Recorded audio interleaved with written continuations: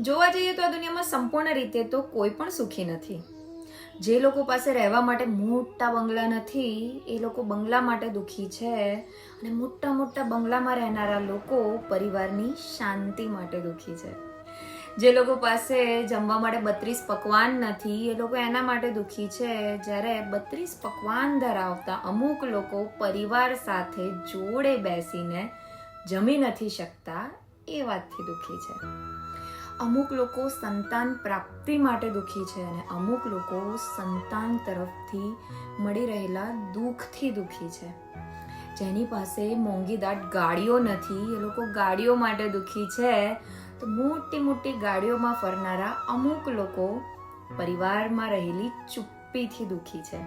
આવા ઘણા એક્ઝામ્પલ્સ છે. આપણી પાસે જે છે આપણે એનાથી સંતોષ પામવો જોઈએ, ના કે જે નથી એ વિશે વિચારીને દુઃખી થવું જોઈએ, હે ને?